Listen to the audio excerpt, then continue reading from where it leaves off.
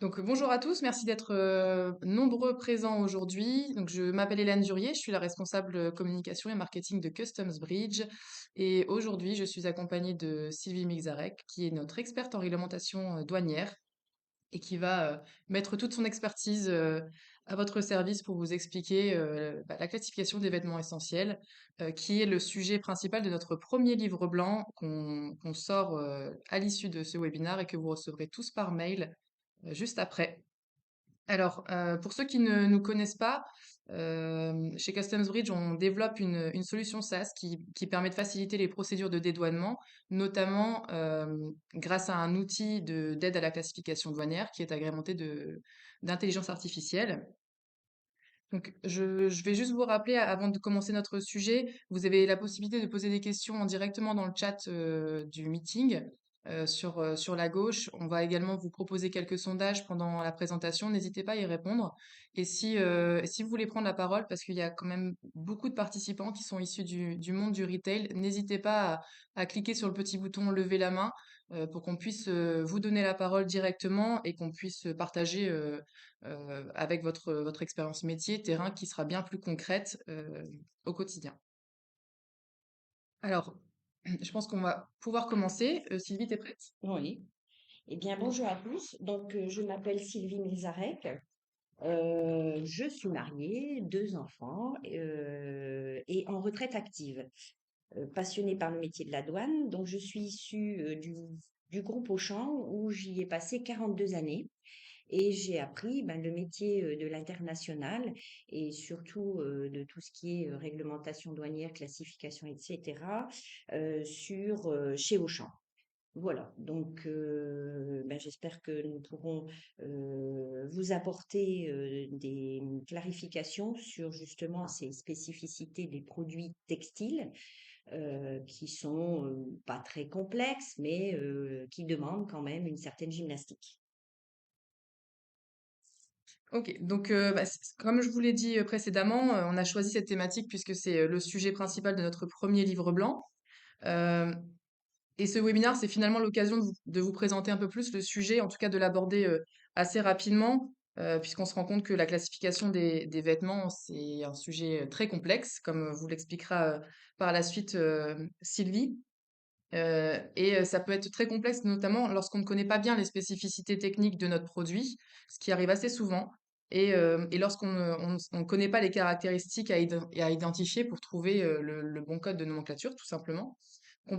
Juste avant de commencer, je vous propose un petit sondage pour savoir un petit peu quel est votre niveau de connaissance sur la classification douanière et pour voir un petit peu euh, bah, le niveau de nos participants pour vous proposer aussi également peut-être des formations à l'issue de ce webinaire et pouvoir adapter aussi nos supports. C'est important de savoir bah, Tout à fait. à qui on s'adresse et vos attentes aussi, puisque c'est important pour nous qu'on puisse vous proposer des supports qui soient adaptés et qualitatifs. Donc n'hésitez pas, Stanis va vous ajouter un petit sondage directement dans le meeting. Vous pouvez y répondre. On va enchaîner en attendant. Oui, tout à fait. Alors, donc, par rapport à tout ce qu'a dit Hélène, et vous l'avez bien compris, on va voir pourquoi est-ce si complexe de déterminer le code douanier en ce qui concerne les vêtements de l'habillement. Et dans ce webinaire, donc, nous allons vous expliquer, nous allons essayer de vous mettre en évidence les éléments essentiels dont vous devez tenir compte puisque, et là vous l'avez tous bien compris ou vécu, le langage douanier n'est pas forcément le langage commercial. Sur le textile, vous verrez qu'une robe, c'est pas forcément une robe, un pyjama n'est pas forcément un pyjama, et d'où la complexité de trouver et d'attribuer le bon code douanier. Donc, on a des questions à se poser avant d'attribuer une nomenclature. On ne se rue pas tout de suite sur un logiciel pour aller dire, voilà, je veux le classement d'un t-shirt, d'une robe, d'un manteau. Ça demande avant de bien connaître son produit et de cibler pas mal d'éléments pour être certain de s'orienter vers la bonne nomenclature. Donc, dans les vêtements de l'habillement, vous avez ce qu'on appelle les vêtements dits pièces à manches. qui sont des articles tels que des manteaux, parkas, anoraks, le blouson. Et nous avons essayé à travers ce livre blanc de vous mettre les plus utilisés et d'appuyer sur l'essentiel de ces données qui vous permettront de trouver la nomenclature.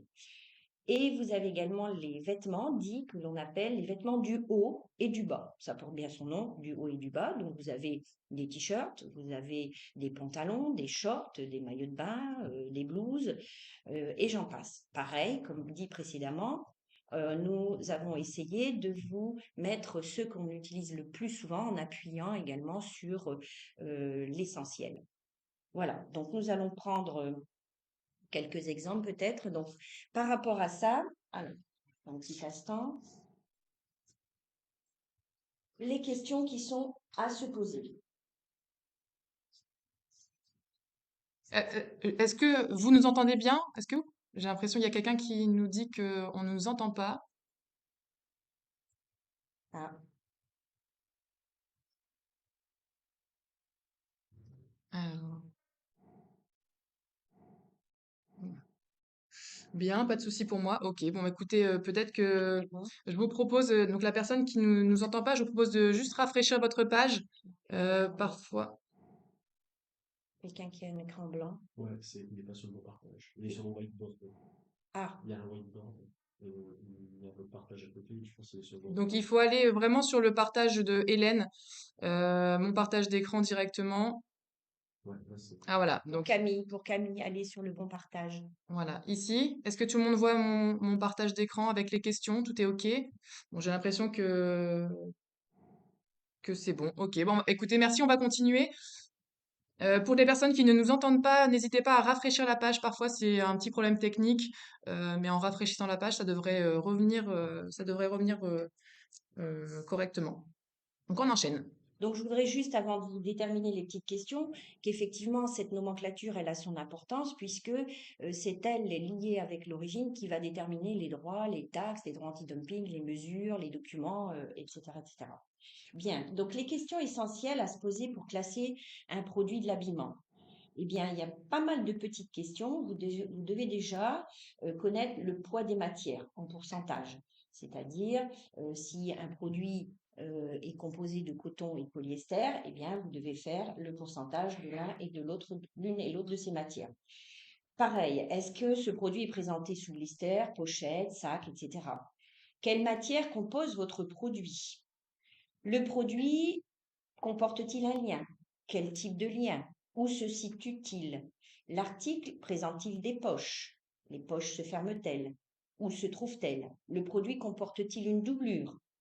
Le produit a-t-il une ouverture? Quel est le système d'ouverture et où se situe-t-elle? Le produit possède-t-il un col? Est-ce un ensemble? Encore faut-il savoir, et nous allons voir tout à l'heure qu'est-ce qu'un ensemble. Possède-t-il des accessoires? Attention, si oui, quelle matière compose l'accessoire? Parce que vous allez voir que quelquefois, c'est à classer séparément. Le produit fait-il l'objet de deux en un? Et parfois, et là c'est très compliqué, mais on l'abordera légèrement, est-ce que votre produit est en induction?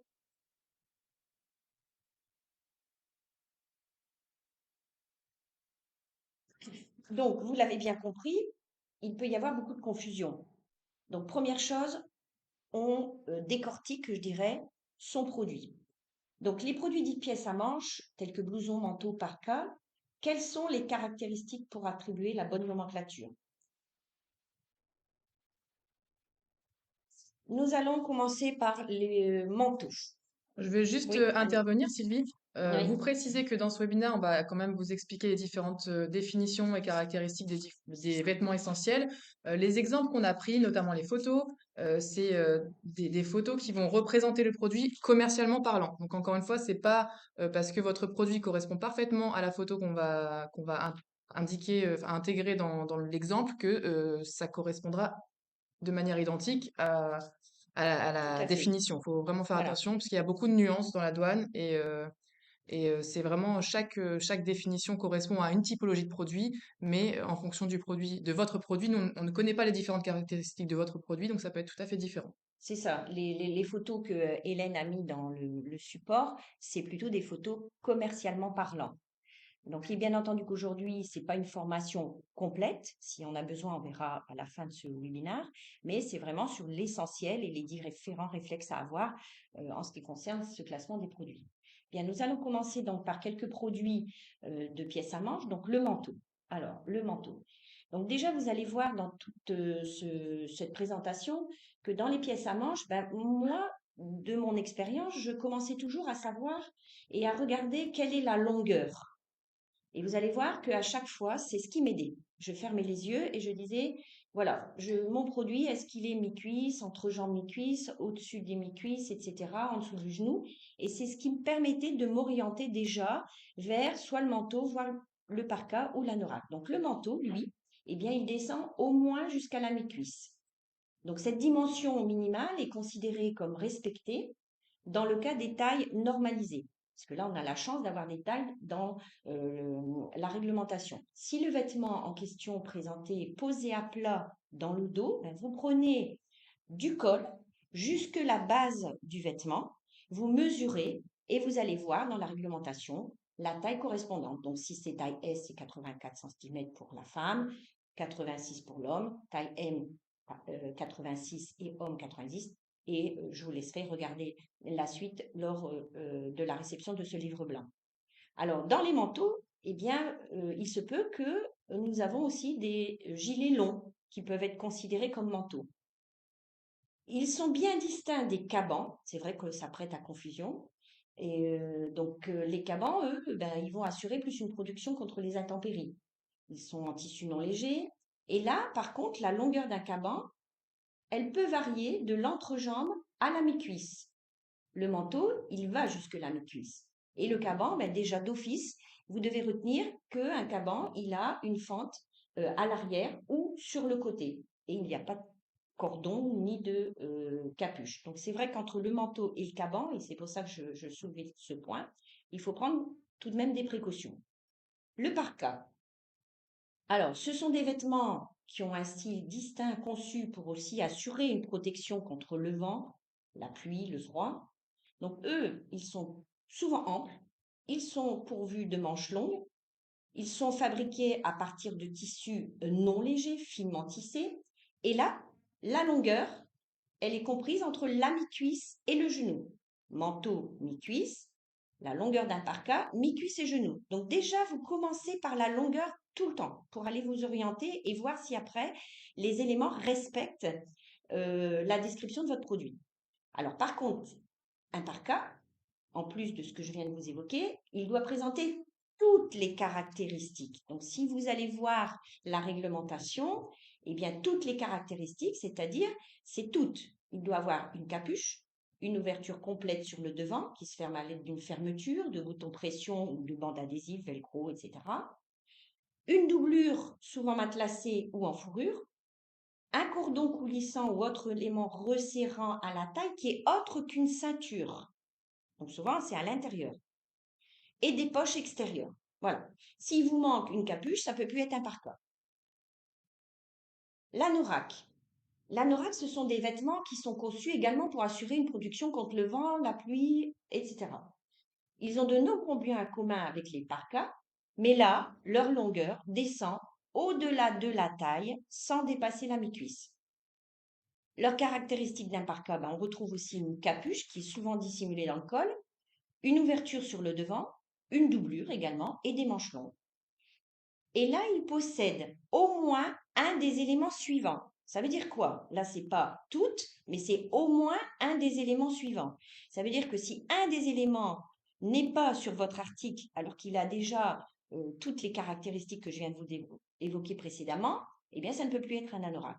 Donc, un des éléments suivants, c'est-à-dire qu'il doit avoir un cordon coulissant ou autre élément resserrant à la taille ou en bas du vêtement, un moyen de resserrage ajusté à l'extrémité des manches, un col et des poches. Alors, quelquefois, si j'ai pas un des éléments, il peut y avoir une classification qui va aller dans les articles similaires. C'est la même chose, mais là, un article similaire à l'anorak peut être un anorak, mais il sera dépourvu ou d'un capuchon ou d'une doublure. Donc, vous voyez, c'est une gymnastique d'abord par la longueur et ensuite par est-ce que j'ai toutes les caractéristiques, est-ce que j'ai au moins un des éléments. Et là, si je ne les ai pas, peut-être que je peux aller aussi voir les articles similaires qui me permettent d'enlever là, soit le capuchon, soit la doublure. Le blouson. Certains blousons peuvent être conçus pour assurer une protection contre les intempéries. Ils descendent généralement jusqu'aux hanches ou juste en dessous. Et contrairement aux anéraques, ils sont dépourvus, eux, de capuche. Un blouson, il va présenter toutes ses caractéristiques. Des manches longues, une ouverture complète, partielle sur le devant, une doublure, mais pas ouatée ni matelassée. Un col, un élément resserrant situé dans la partie inférieure du vêtement, souvent à la base ou à l'extrémité des manches. Alors, on a également d'autres blousons, du style les petits blousons en jean qui vont jusqu'à la taille ou juste en dessous. Donc, eux ne sont pas à l'épreuve des intempéries. Et on a aussi des articles similaires aux blousons qui ont toutes les caractéristiques, mais avec une encolure autre que le ras-le-cou, une absence d'ouverture sur le devant, éventuellement ça peut être possible, et une ouverture, mais dépourvue de tout moyen de fermeture, bouton, etc., etc. Ensuite, là c'est vraiment les essentiels des pièces à manches. Donc je répète, partez d'abord sur la longueur et vous verrez, une fois que vous avez enregistré la longueur, vous allez crescendo, c'est-à-dire le blouson, le parka, etc. Et vous regardez si on a toutes les caractéristiques et vous procédez par élimination. Bien, nous allons passer maintenant aux vêtements du haut et du bas. Alors, on a les blouses, les chemises, les blouses chemisiers. En vêtements du haut, eh bien, ces produits doivent correspondre et respecter les critères suivants, c'est-à-dire avoir des manches, sauf pour la blouse en maille où là, ça peut être avec ou sans manches. Donc, si elle est en tissu, avec manches. Si c'est maille, là, ça peut être avec ou sans manches. Le plus souvent avec un col. Ça descend sous la taille. Ça comporte une ouverture même partielle. Par contre, là, une petite anecdote, pour la maille, il peut y avoir une ouverture avec un boutonnage, mais il peut y avoir aussi un autre système de fermeture qui peut ne pas exister si le décolleté est profond. Alors, qu'est-ce qu'un décolleté profond? Eh bien, ça arrive quasiment presque au milieu de la poitrine. Et si vous prenez une règle et que vous mettez votre règle juste à cet endroit du point de milieu de la poitrine, eh bien, ça doit dépasser la ligne des aisselles. Voilà. Avec ou sans poche, mais en dessous de la taille. Alors, il peut y avoir des poches sur la poitrine, mais attention, quand c'est un chemisier, chemisette qui descend un petit peu plus bas, attention aux poches, ça ne peut plus être considéré comme blouse chemisier. Pas de bord-côte ou élément resserrant à la base. Alors par contre, une petite anecdote aussi, si vous avez des chemises mailles pour hommes, eh bien les manches là sont obligatoires.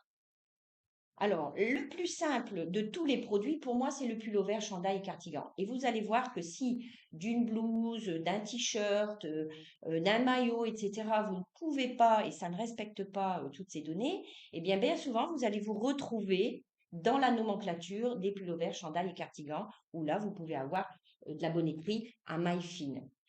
Donc, les chandails et pullovers sont généralement classés dans la position 61-10. S'ils répondent aux critères suivants, donc vêtements en bonneterie destinés à couvrir la partie supérieure du corps, avec ou sans manches, avec n'importe quel type d'encolure, avec ou sans col, avec ou sans poche. Et ces vêtements, ils peuvent être en toute matière textile et être obtenus à partir de tout type de bonneterie, même légère ou à maille fine. Ils peuvent présenter, parce que vous allez voir que certains articles, eh bien, les motifs décoratifs ont leur importance. Eh bien, ils peuvent les présenter. Ils peuvent avoir des dentelles. Vous allez voir aussi plus loin que la dentelle, parfois, fait éliminer un classement. Ils peuvent avoir des broderies. Et bien souvent, on les reconnaît parce que ils ont un bord-côte à la base, à l'ouverture, aux manches et aux enmanchures. Pardon. Le t-shirt. Alors, le t-shirt, ça a toujours été le gros sujet des classements des produits du t-shirt. Donc, le t-shirt est défini comme un vêtement léger, en bonneterie, non gratté, en coton, en fil synthétique, sans tissu bouclé ou du genre éponge ou velours. Donc, le t-shirt, eh bien, peut être avec ou sans poche, il peut être muni de manches courtes ou de manches longues ajustées. Il n'a pas de col ni de capuche. il n'a pas d'ouverture à l'encolure, il peut y avoir plusieurs couleurs, il n'a pas d'éléments resserrants, il peut y avoir des décorations, images, inscriptions, impressions, etc. Par contre, commercialement parlant, un t-shirt qui comprend de la dentelle ne peut plus être un t-shirt. Donc ensuite, eh ben, il faut vous orienter éventuellement vers la nomenclature qui s'appelle le maillot de corps. Et le maillot de corps, eh bien, vous allez voir, il peut aussi avoir des impressions, etc. Et il accepte la dentelle, puisqu'on a bien deux nomenclatures dans le 6109 en tant que t-shirt et dans autre pour les maillots de corps. Donc Et là, par si, exemple, sur l'exemple là qu'on voit à l'écran, sur la gauche, on voit bien qu'il y a de la dentelle, du coup, sur ce produit-là, le voilà, produit blanc. Il- Commercialement parlant, on peut dire que c'est un t-shirt, c'est ça. mais du fait qu'il y ait de la dentelle, ça ne sera pas Ça sera, classé en t-shirt. voilà. Est-ce que ça sera classé en maillot de corps, du coup? Alors, comme il est assez lent, ample, il n'est pas pris du corps, ajusté, etc. Et dans ce cas-là, on ira le classer éventuellement en pull. Bien. Oui, attention, souvent, aux produits des t-shirts, on a souvent des produits qui sont deux en un. Et donc là, eh bien, attention, il faut bien regarder si le produit du dessous est bien cousu avec celui du dessus. Si il est facilement détachable, vous ne pouvez pas faire un seul classement. Il va falloir classer le produit du dessous et le produit du dessus. Donc ça, je tenais aussi également à vous l'indiquer. Donc, dès que vous voyez un t-shirt avec une dentelle ou bien un col ou bien un élément resserrant, il faut partir et essayer de le classer soit en maillot de corps ou soit après en pull ou éventuellement en blouse En selon blouse, la peut-être, ouais. composition si c'est de la chaîne étrave. Le pantalon, c'est pas très compliqué non plus. Donc un pantalon, bah, tout le monde sait ce que c'est que le pantalon commercialement parlant.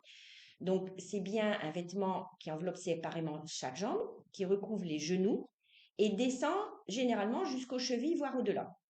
Normalement, ce vêtement s'arrête à la taille. La présence éventuelle de bretelles n'en fait pas perdre son caractère de pantalon. Pour les salopettes, par contre, attention, il y a bien une position spécifique pour les salopettes. Les accessoires inclus tels que des ceintures, porte-clés, eh bien, sont parfois à classer séparément, mais comme si vous aviez aussi un porte-clés sur un t-shirt, hein, donc ça, attention. La ceinture, bah, effectivement, si vous importez un pantalon avec une ceinture à cuir, il va falloir classer la ceinture à cuir et le pantalon dedans. Donc n'oubliez pas dans ces cas-là, parce que c'est ce qui m'arrivait souvent, de demander bien les prix de l'un et de l'autre article, puisque à l'issue de ça, les droits de douane seront différents. Alors, la jupe. Alors, vous pouvez, dans les pantalons aussi, avoir par exemple des styles de paréo, dans la mesure où quand vous êtes debout, vous ne bougez pas et que vous avez mis le paréo, mais que en marchant, on voit que ça a la forme du pantalon, ils vont aller te classer dans des pantalons. Donc ça peut être trompeur. Alors, ensuite, la robe. Donc, on entend par robe des vêtements avec ou sans manches destinés à couvrir la partie du corps qui commence normalement à partir des épaules et qui descend jusqu'aux chevilles, voire au-delà. Alors, les robes, alors ça me fait toujours rire parce qu'elles doivent être portées de façon décente, c'est-à-dire qu'une fois que vous êtes assis sur une chaise, on ne doit pas voir la petite culotte, voilà. Et ce qui est drôle, c'est qu'à un moment donné, la réglementation nous disait la robe transparente, elle est exclue des robes. Et puis, peu de temps après, ils nous ont mis les robes transparentes, eh bien, elles sont acceptées en 30 robes. Alors, une robe transparente où on voit tout ce qui se passe en dessous, portée de façon décente, bon, vous voyez, c'est des choses qui m'ont toujours un petit peu marqué dans ma vie professionnelle. On peut peut-être parler de la jupe, puisque c'est vrai que des fois, il y a certains tops, enfin certains Voilà, hauts, qui peuvent être considérés comme des t-shirts parce qu'ils sont aussi tout portés à en fait. haut, mais qui Voilà. pourraient en fait être classés comme des jupes. C'est ça. Voilà, c'est-à-dire que la jupe, bon ben on voit, il peut y avoir la jupe simple, hein, mais donc une jupe, ben, c'est quelque chose qui doit obligatoirement se porter avec quelque chose d'autre en haut. Et vous avez les jupes culottes, donc là aussi les jupes culottes, ben, comment je faisais, donc je vous donne un petit peu mon expérience. Et ben on la portait, on regardait derrière, et puis tant que ça faisait la forme d'une jupe, qu'on voyait pas que c'était une sorte de short, et ben on pouvait classer en jupe culotte. Donc, c'est assez godé, etc. Et comme le disait Hélène tout à l'heure, on a des fois des t-shirts hauts smokés. Et puis, ben, on voit la photo, on se dit, ben oui, ça peut être porté en haut, mais ça pourrait être porté aussi en jupe. Et donc, dans ce cas-là, il ne va pas se classer ni en jupe, ni en haut, et on va le classer à autres vêtements. Heureusement, à un moment donné, quand on ne peut pas aller dans les t-shirts, quand on ne peut pas aller dans les jupes, dans les robes, etc., eh bien, on va de plus en plus loin, et à un moment donné, ben, du coup, ça va dans le code poubelle, qui est autres vêtements. Alors, Ah, on va passer donc au pyjama. Alors, Pensez bien à couper vos micros, sauf si vous souhaitez intervenir. Plus de son, c'est ce qu'ils disent dans le chat.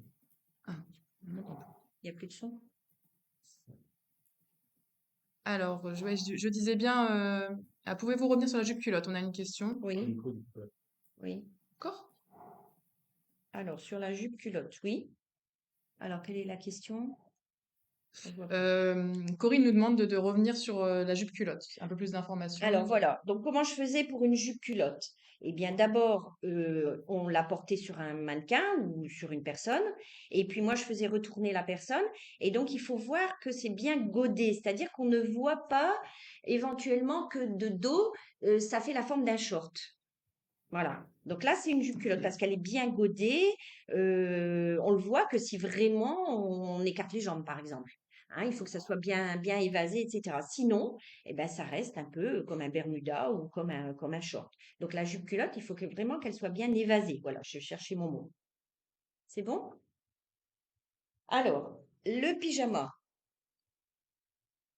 Alors, on a mis pyjama, mais c'est plutôt, on va se dire, les vêtements de nuit, hein, parce que ça peut être la chemise de nuit, etc. Mais on a pris plutôt l'exemple du pyjama qui est quand même assez complexe dans cette classification.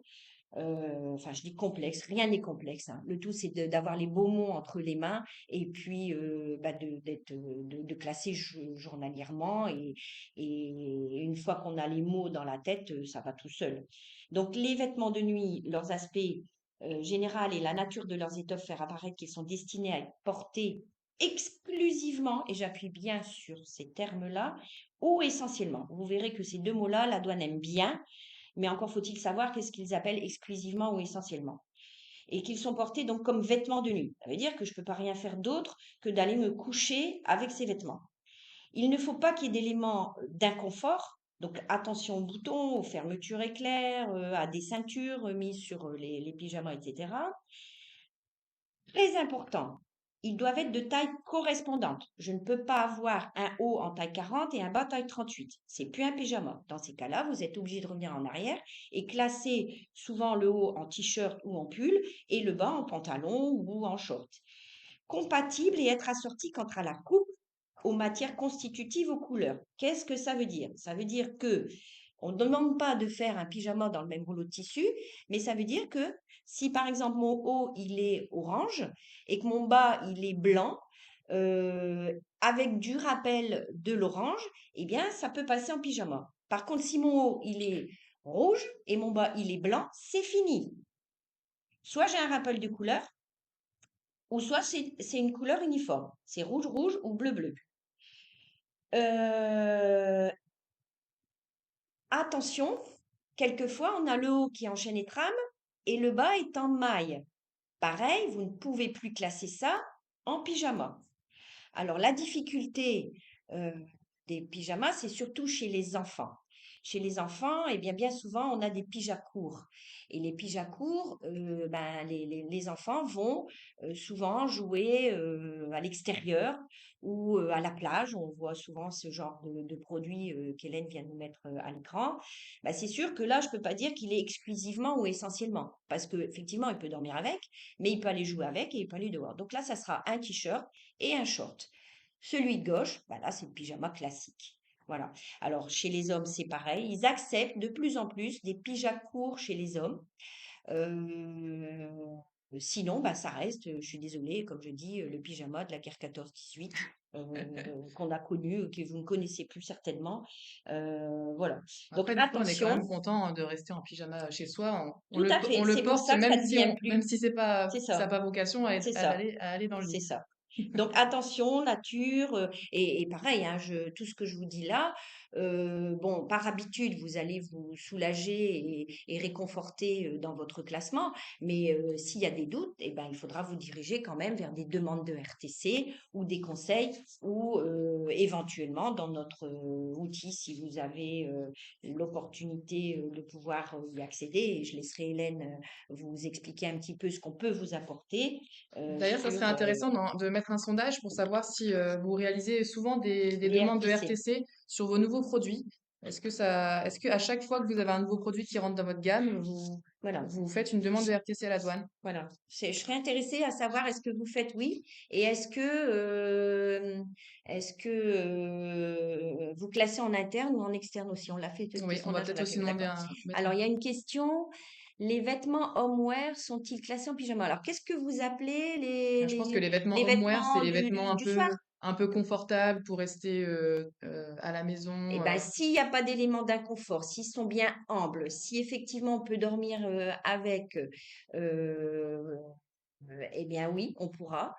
Si après ils respectent bien la matière, les couleurs, s'il n'y a pas de boutons, etc., pourquoi pas? Mais là, après, il faut voir le produit, hein. Je ne peux pas vous confirmer complètement ça. On peut Alors, peut-être regardez à insister un petit peu l'écran. sur les exemples qu'on a mis à l'écran avec justement des Oui, ensembles. alors, vous allez voir à l'écran justement ben, le fait qu'il y ait du orange et orange rayé en bas. Bon, on voit bien que le pantalon il est bien large, etc. Il y a Il y a un élément resserrant un par petit contre. élément resserrant, mais qui ne gêne pas, euh, comme un bouton ou vraiment une grosse élastique ou une sorte de borcotte ou quelque chose comme ça. Par contre, on avait vu avec Hélène et on trouvait ça bien aussi. Vous avez à côté un pyjama un peu plus habillé. Bon, ben là, vous avez trois produits. Alors, comment je fais? Eh bien, ça ne vous empêche pas de classer le petit haut avec le pantalon gris en pyjama. euh, et dans ce cas-là, le débardeur, il sera classé autre et pas en t-shirt, il sera classé en bonneterie fine. Donc là, il ira certainement, bah, pour moi, ça serait plus soit un pull ou soit un maillot, donc à compter le nombre de mailles, etc. Parce que là aussi, la bonneterie fine, il ne faut pas qu'il y ait plus de 10 mailles au centimètre, mais on ne classera pas en t-shirt. Mais par contre, ça n'empêche pas de classer le haut et le bas en pyjama. Il n'y a rien qui porte en élément d'inconfort. Donc ça a fait l'objet d'un RTC parce qu'on avait doute et on ne savait pas trop justement classer. On a une question de Oui. Louis, enfin plutôt une remarque, qui nous dit que si c'est un vêtement homeware, donc confortable pour rester à la maison, pas forcément pour aller dormir, pour être classé comme un pyjama, il faut que ça soit, enfin ça soit un ensemble, ça soit pas juste un jogging par exemple ou juste un pull. Il faut Alors, que ce soit attention, forcément un haut et un oui, bas. oui, oui, il faut que ça soit un haut et un bas. Et attention, le mot ensemble, parce que les ensembles, ils existent aussi dans le classement. Et là, un ensemble, il pourrait, mais c'est pas exclusivement et essentiellement pour la nuit, déjà. Et un ensemble, il faut qu'il soit dans le même tissu, le même rouleau, c'est-à-dire que votre fournisseur, il faut qu'il fasse le produit dans le même rouleau. Qu'un pyjama, ça peut être fait dans des rouleaux différents, mais il doit apporter les mêmes couleurs, il doit être dans la même matière, maille-maille, ou chaîne et trame, et surtout le mot exclusivement essentiellement. Voilà, j'espère avoir répondu. Par contre, après, bah, il faut voir le produit et bien regarder par rapport aux éléments que je vous ai évoqués. Alors, qu'est-ce qu'on a en chat là? Non, je regardais un peu les sondages, donc on voit que bon, vous n'êtes pas nombreux Mhm. à avoir répondu, mais dans la grande majorité, vous ne faites pas de RTC à chaque fois que vous avez un nouveau produit, donc vous réalisez le classement par Alors, vous-même. vous réalisez le classement donc par vous-même ou est-ce que vous demandez le classement à des RDE? Des RDE, oui. Est-ce que vous faites en interne ou vous avez l'expertise en interne ou vous faites appel à des experts? Est-ce qu'il y a moyen de répondre à ça? Ouais, là, Stanis va mettre un dernier sondage pour répondre à cette question.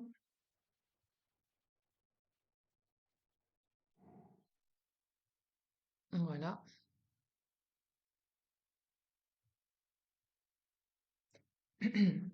Donc en interne, d'accord. Bon, c'est en train de répondre, ça a l'air Oui, d'être plutôt de l'interne. oui. Bon, bah, je dirais, c'est plus rassurant parce que la personne qui connaît mieux dans ce style de produit, l'acheteur. Et donc, si vous avez la connaissance en amont des mots-clés sur lesquels vous devez faire attention et que vous avez le produit, c'est quand même plus simple. Parce qu'un transitaire, vous lui dites un t-shirt, un pyjama, s'il vous pose pas de la question de dire est-ce que votre t-shirt il a un col ou il a de la dentelle, eh ben, ça peut prêter à confusion. Donc, bon, effectivement, il y a des fiches techniques et des fiches fournisseurs. Elles sont pas toujours bien complètes. Maintenant, attention aussi, parce que ben, ça fait partie de mon expérience, à ce que vous met le fournisseur. Quelquefois, il met la nomenclature douanière sur vos factures. Faut pas prendre pour argent comptant. Ils n'ont pas non plus toute cette expertise. Et donc, voilà, il n'y a que vous qui connaissez le produit et qui maintenant avez les mots-clés et par expérience, sachez classer le produit. Donc, faites attention à ça et faites attention aussi que vos factures comportent bien, quand c'est un pyjama, par exemple, le prix du haut et le prix du bas. Bon, bien souvent, ça reste pour le textile dans les mêmes taux de droits de douane, donc ça va. Mais si, par exemple, il y avait une ceinture ou un porte-clés, comme je l'ai dit tout à l'heure, il n'y a pas le même taux de droits de douane. Donc, on perd du temps parce qu'il faut redemander la facture, parce qu'effectivement, au moment de la déclaration, on n'a pas le prix. Voilà, enfin, c'est toutes des petites techniques sur lesquelles je suis tombée tout le temps, enfin, dans mon expérience professionnelle. On a une question de Janine qui nous demande si les débardeurs avec de la dentelle peuvent être classés en chemisier. Alors, ça dépend Bah, s'il est pour ample. moi, voilà, un débardeur. Alors, je sais pas si on peut le mettre.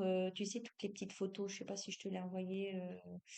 Ou peut-être que je sais pas si on pourra le partager, mais éventuellement, j'enverrai. Normalement, le débardeur, il est près du corps. Il est près du corps, donc il se met en dessous d'un autre produit et donc la dentelle pourrait aller en maillot de corps. Un débardeur en chemisier, bon bah là par contre, il faudra regarder, ça serait plus avec de la chaîne et trame, quelque chose de plus ample, etc. Donc on avait eu, moi j'ai eu des petits croquis que j'avais à l'époque donnés et que les entreprises ont encore, qui est bien utile. Éventuellement, on va voir si on peut pas vous On vous l'attacher. l'enverra à l'issue Voilà. Ouais, avec le livre blanc. c'était Paris qui nous avait envoyé ça avec des petits croquis justement de produits qui sont classés en maillot de corps et j'étais assez surprise. D'ailleurs, il y en avait un qui était assez ample et je m'étais battue un petit peu avec Paris en disant bah ça n'a rien à voir avec votre descriptif réglementaire.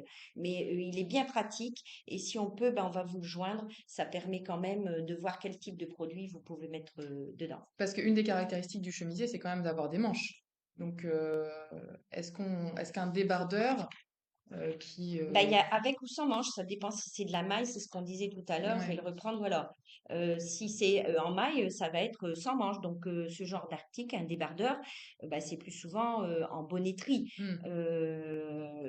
Le petit débardeur, enfin, moi je l'appelle pas débardeur, c'est plutôt déjà une chemise assez ample, en chaîne et trame, qu'on met en dessous d'une veste, d'un tailleur, etc.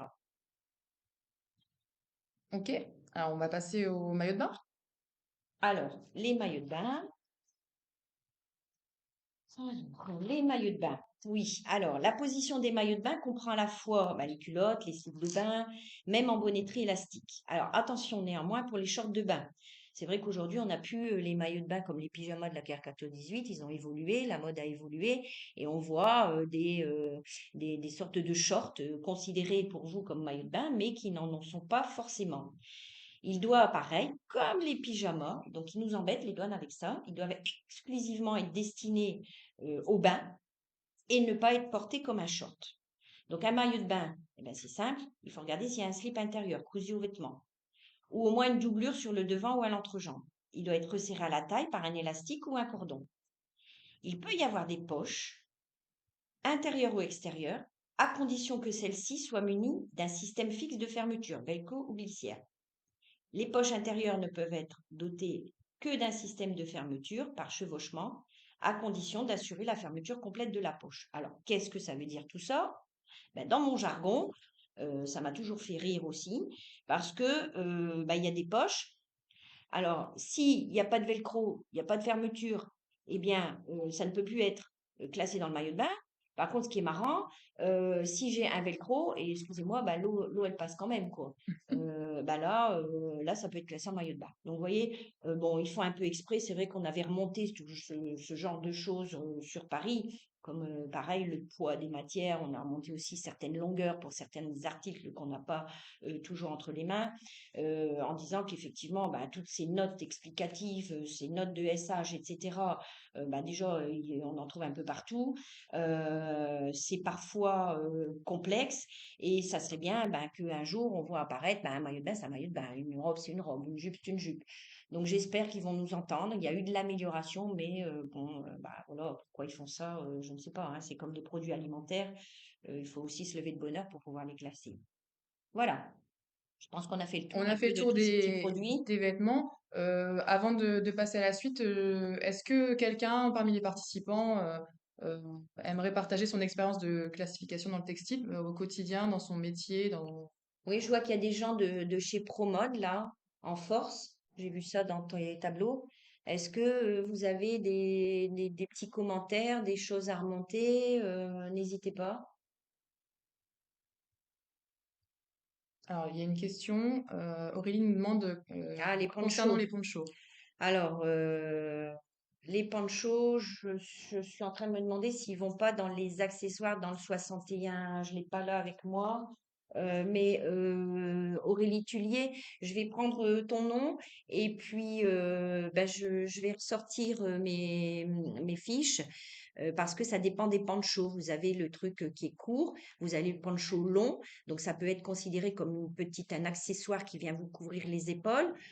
Voilà. Mais en tant que manteau, etc., pour couvrir intempéries, euh, je l'écarterai. Donc, je prends note et puis ben, je vous contacterai.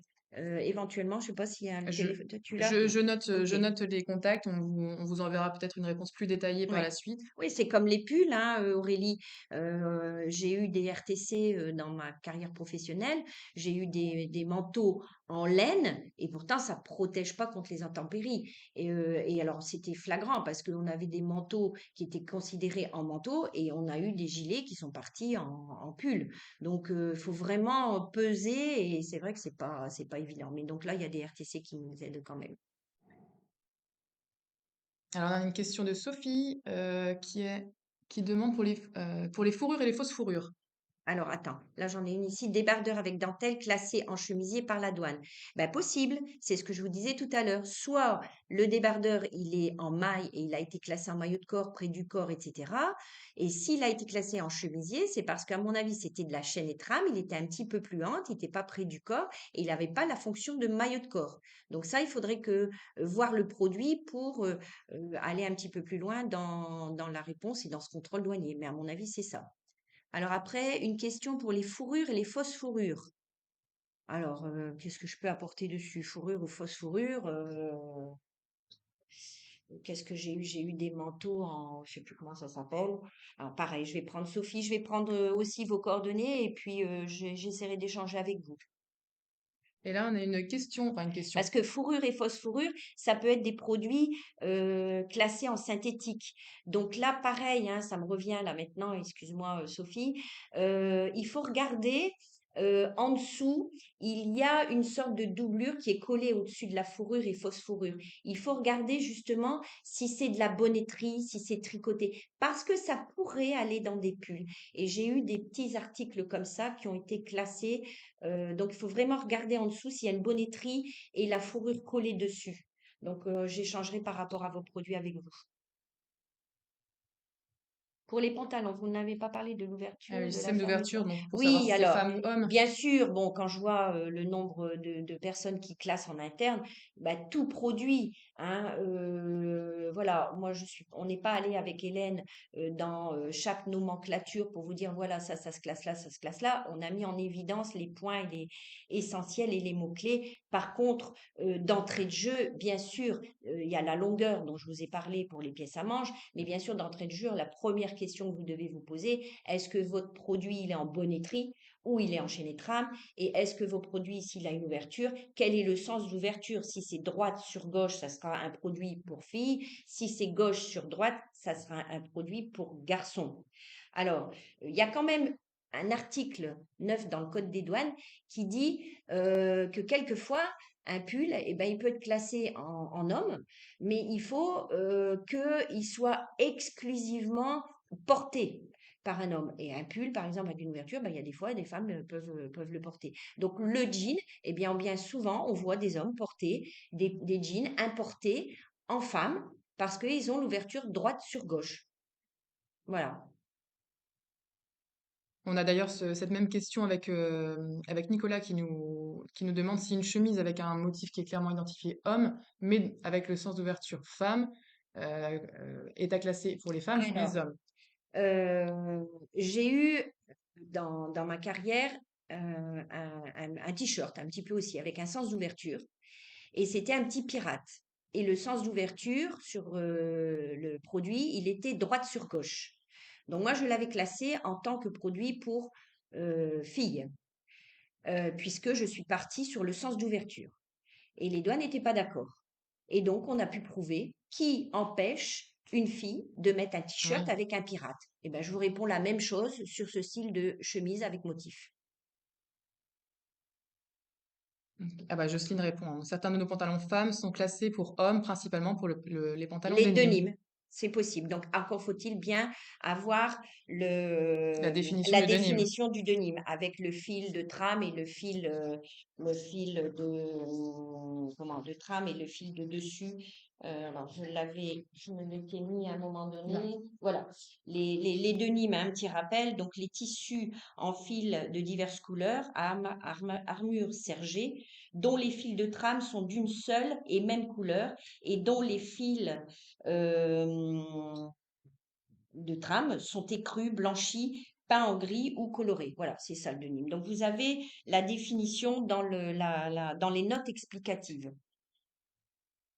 Ok. Et donc, dernière question avant de continuer. Mais par Aurélie, contre, Jocelyne, excuse-moi, je vais quand même vérifier ça. euh, Parce que pour moi, même si c'est un denim, aujourd'hui, on voit quand même des hommes porter euh, des femmes ou des hommes porter du denim. Et je suis quand même surprise que si l'ouverture est gauche sur droite, ça part en classant femme ou vice-versa. Pantalons femmes sont classés pour hommes, principalement pour les pantalons denim, mais à condition que l'ouverture, elle est gauche sur droite. Si ton ouverture pour moi est droite sur gauche, même si c'est un denim, bah c'est femme. Donc je suis un peu surprise. Il faudrait vérifier, Jocelyne, et j'aimerais bien avoir un retour sur tes pantalons denim, le sens de l'ouverture. Donc elle est gauche sur droite.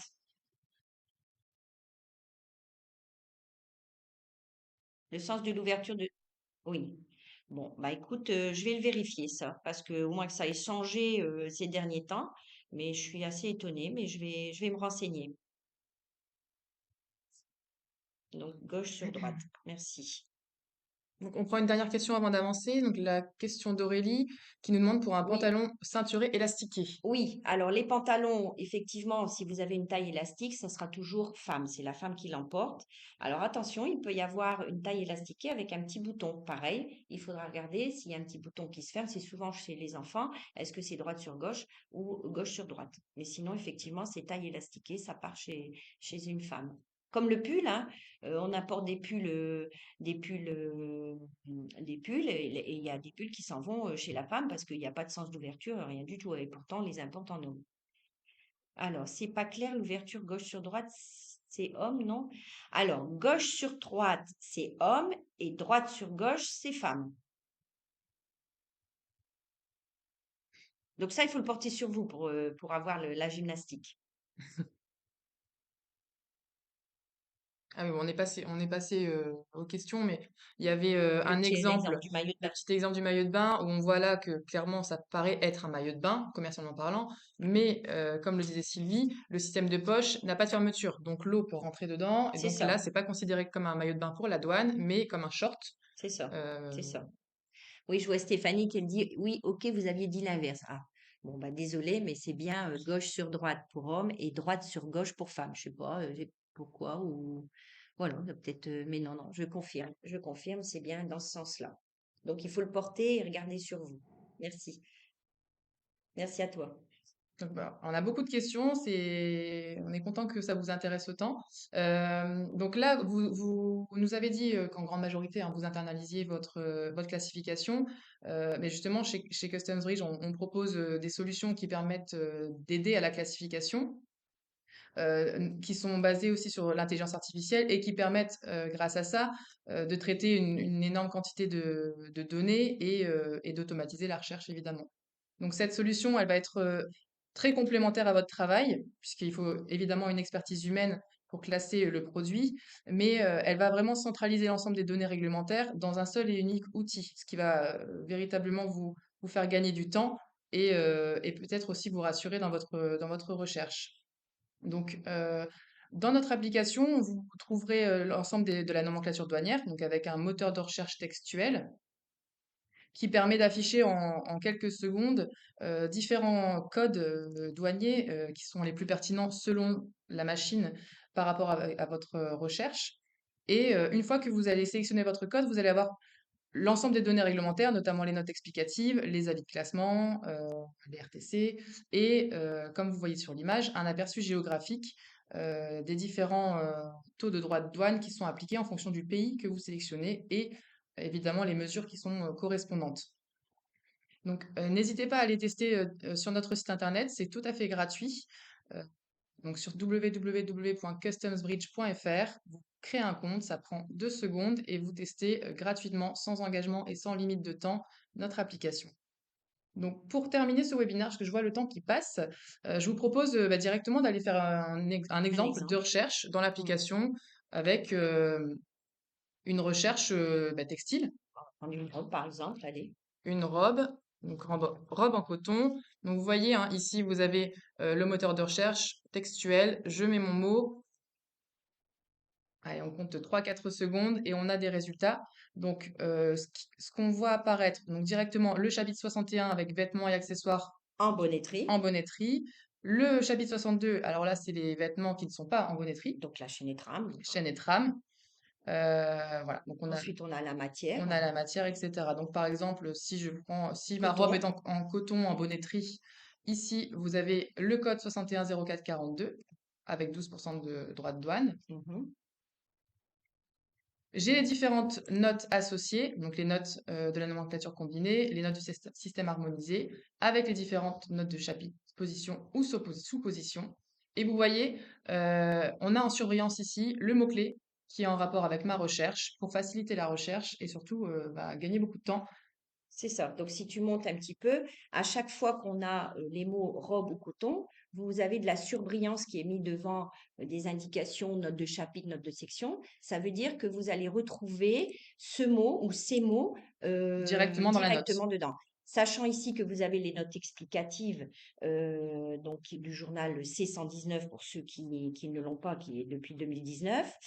Vous avez aussi l'annexe 1 qui a été changée avec la dernière qui est parue, là, le 3110, où vous avez des explications de notes de section, de notes de chapitre et les taux de droit de douane.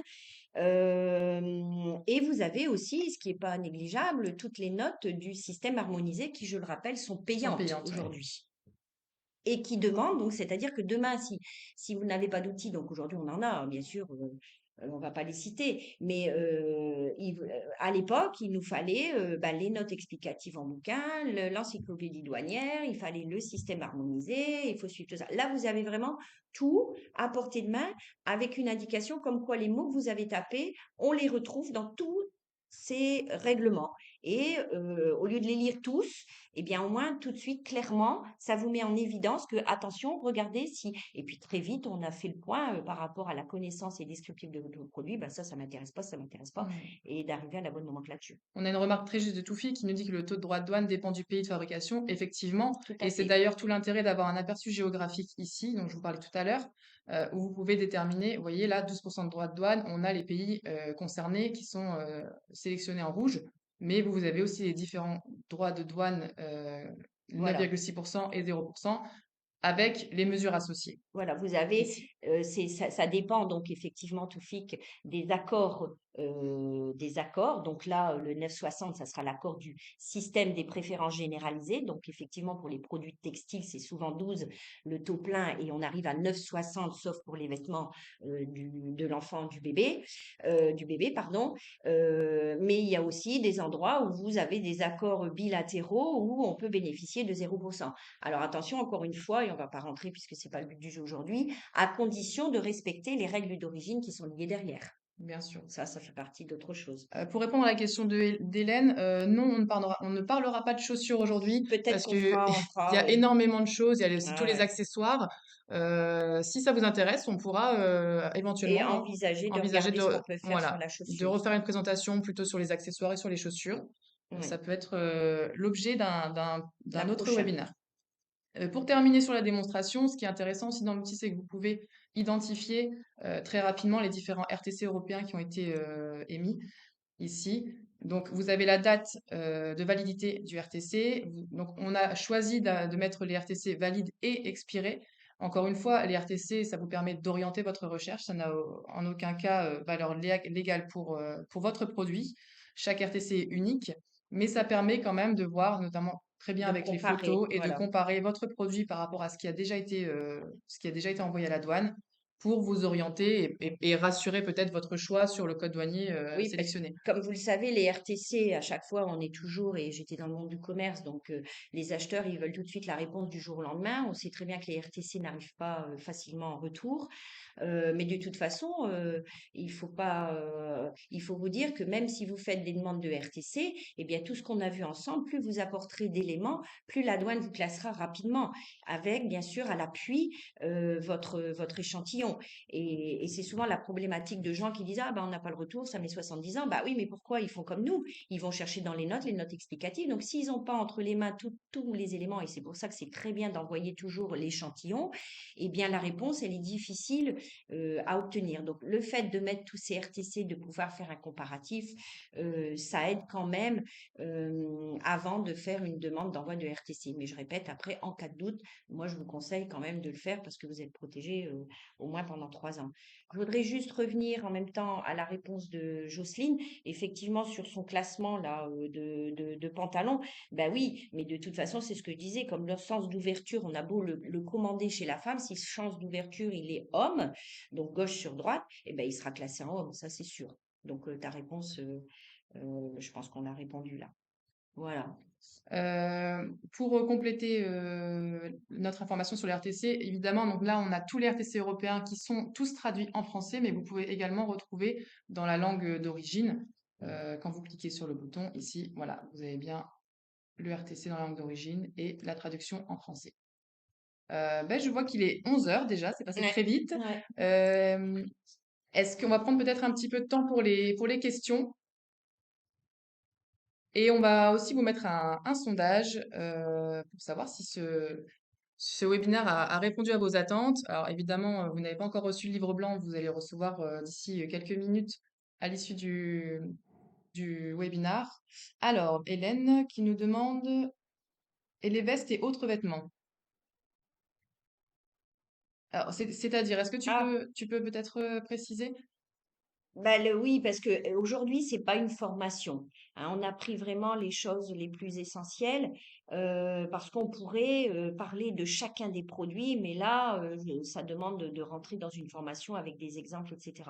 Donc effectivement, la veste, on l'a pas mis. euh, mais on aurait pu, comme d'autres produits. Donc, je pense qu'on n'aura pas, on pourra pas On ne pourra pas lister. faire le Non, tour ça de sera pas tous les possible. vêtements qui Mais existent de pourquoi toute pas, façon. hein, avec vos remontées, on pourra refaire On pourra éventuellement ajouter avec d'autres quelques documents. produits ou rajouter quelques informations, hein. Parce que les vestes, c'est encore aussi, bah, c'est pas compliqué non plus, mais ça dépend s'il y a 2 pans devant, 3 derrière, etc. Est-ce qu'elle est avec en tailleur, voilà, il y a aussi des explications dessus. Ok. Dominique voudrait Ah, prendre la parole. il y a comment reconnaître le tissé et le non tissé.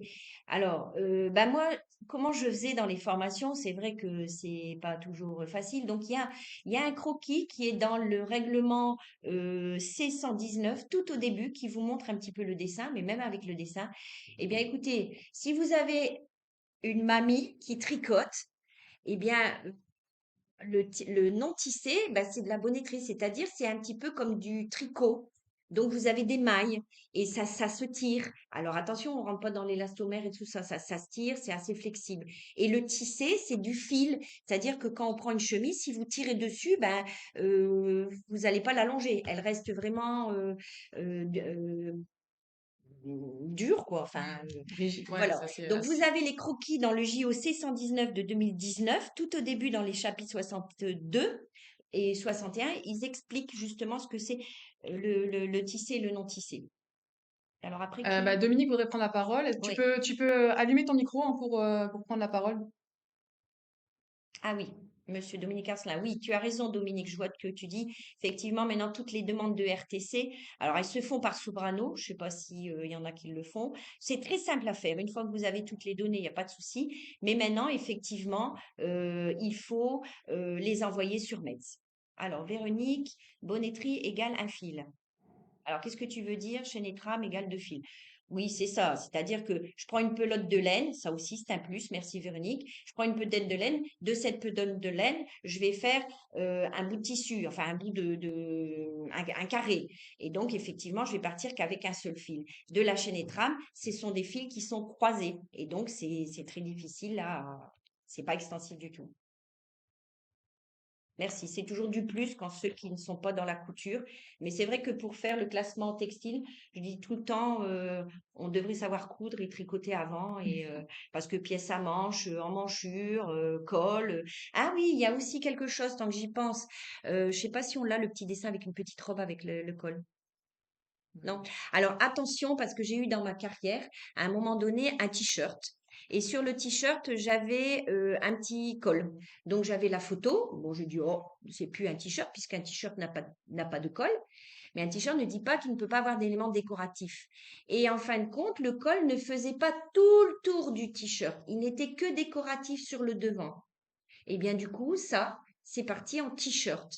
Donc vous voyez, quand on dit un col, il faut vraiment que ça fasse bien le tour, que c'est dans la continuité de l'encolure. C'est pour ça que je dis toujours, il faut savoir coudre, quoi, quelque part.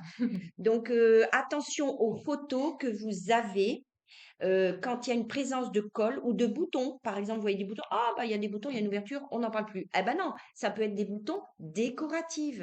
Donc attention à ça aussi. Hein, c'est des petites choses que j'ai pu vivre et où je me suis fait aussi taper sur les doigts à un moment donné parce que bah, j'ai pas été assez loin dans mes recherches de décortiquer mon produit. Voilà. Ok, bah écoutez, on arrive à la fin de ce webinaire. Merci Sylvie pour toute cette Ben, expertise. merci à Merci à toi vous aussi aussi. parce que Merci vous à avez été vous. très nombreux et très actifs dans le chat. Donc ça nous fait très plaisir. N'hésitez pas encore à aller visiter notre site internet www.customsbridge.fr. Vous créez un compte pour tester notre application. C'est gratuit encore, je le rappelle. Euh, et en tout cas, vous allez recevoir le livre blanc d'ici la fin de semaine.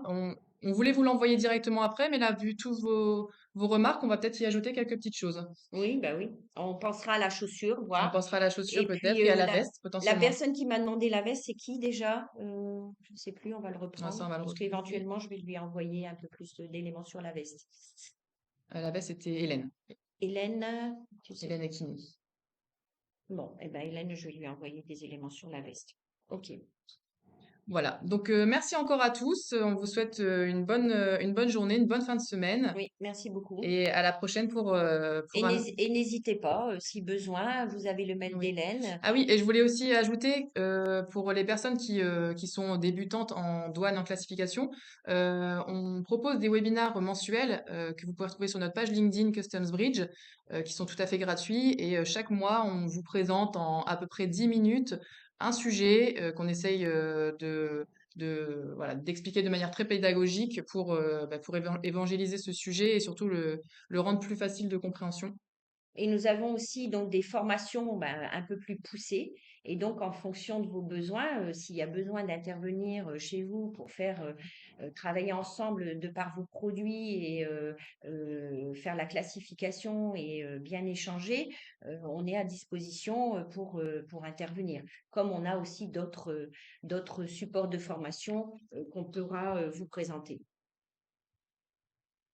Voilà, je vous mets en chat mon adresse email si vous avez besoin de plus d'infos, si vous souhaitez une formation, si vous voulez nous proposer des thématiques pour nos prochains podcasts ou webinars, n'hésitez pas. Nous, on est très friands de vos retours. Alors, le prochain, d'ailleurs, ça sera sur l'origine. Oui, gros sujet.